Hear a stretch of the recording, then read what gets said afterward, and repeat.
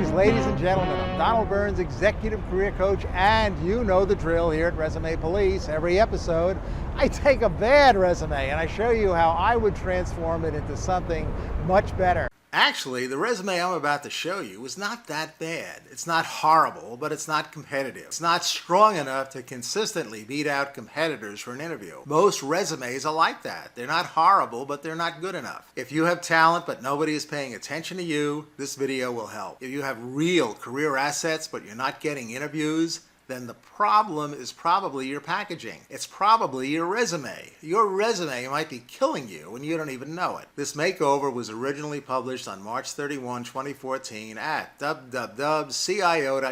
See it under careers. Focus of this makeover is resume branding, but actually it covers a lot of problems that might be holding you back. The owner of this resume, Florence, is an IT audit manager with De Beers, the world's largest diamond company. I love that she works for a diamond company because the analogy is perfect. Her career, her old resume, was a diamond in the rough. Nothing stood out, but we fixed that. So now, when people see her new resume, they ask, how could any company not want to interview this woman? And that's what a branded resume will do for you. So let's start with a quick look at the old resume. By the way, this person lives and works in South Africa, so some of these items or their ordering are different from North America. So let's take a closer look. Here on page 1, she lists her personal details, education, achievements, and workshops, core competencies. Here's the problem. You've only got about 6 seconds on average to wow the reader, and that 6 seconds is for the whole resume. In my opinion, you've only got 3 seconds to wow the reader. That's because the decision to accept or trash the resume is made right up here at the very top of the first page. So none of this stuff she's showing on page 1 answers the key questions, shown here in red. What do you do? What do you want? And most important of all, what makes you any better than all these other stooges who want to work here? At this point, nobody even cares what your name is. So if you lead off with your personal details and core competencies, your resume will probably be trashed. And if you blow this intro, it's game over.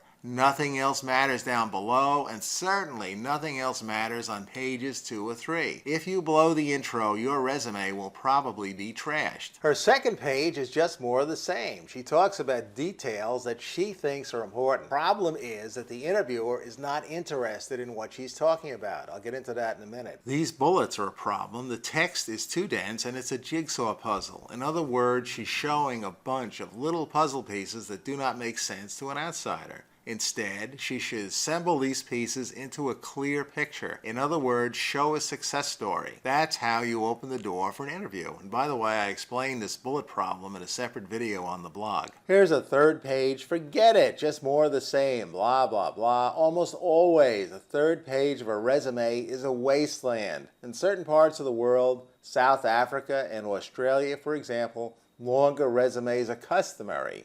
Even in the USA, it's okay to have a third page, but usually it's a bad idea. A third page will not help you open the door for an interview. That decision was already made at the top of page 1. Okay, here we are on page 1 of the new resume, and by the way, the photo is optional. It's okay for South Africa, not for the USA on a resume. I like the photo because it makes the resume more memorable. Now, compare her new intro with her original. The new intro takes charge of the communication in the first millisecond.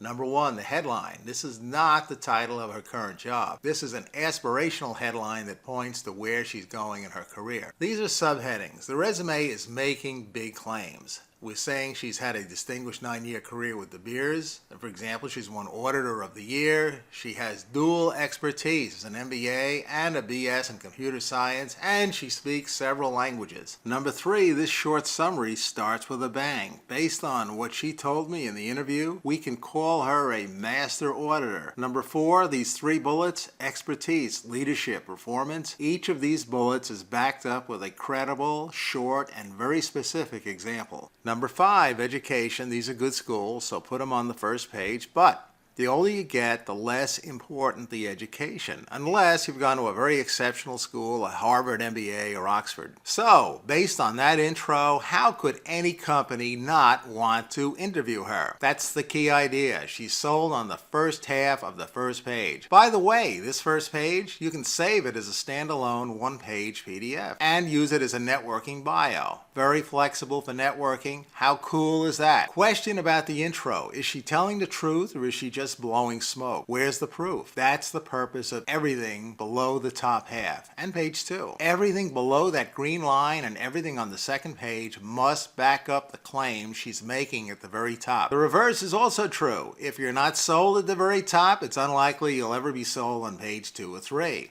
If you blow this intro, your resume will probably be trashed. These elements I described, number 1 through 5, these are often called branding elements. For resume purposes, most of the branding happens right here. Plus another element I call the golden thread, and that is the topic of a separate video. Okay, page 2 backs up the top half of the first page. Here I've stacked the titles so the reader sees her progression. Promotions. She's worked for this company for 9 years, so it's very important to show promotion. Otherwise, looks like she's been doing the same thing for 9 years. For each of her roles, I've called out the strongest item and put it in a subhead. For example, promoted to audit manager, first IT maturity audit, order of the year for 2012, discovered something important. You get the idea.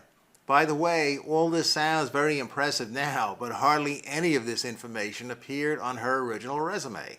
All of her strongest material was locked up inside her head, and, in my experience, the only way to unlock that information is with an in-depth interview. We talked for about 2 hours, recorded the whole session. That's the secret of a killer resume. It's not the font, it's not the format, it's the interview. Here's the third page. Okay, if it makes you feel better, a third page is okay, but it doesn't change anything. The big decision was already made at the top of page 1. Well, that's all for now. I hope this has been helpful, and I do wish you the very best of good luck in your search.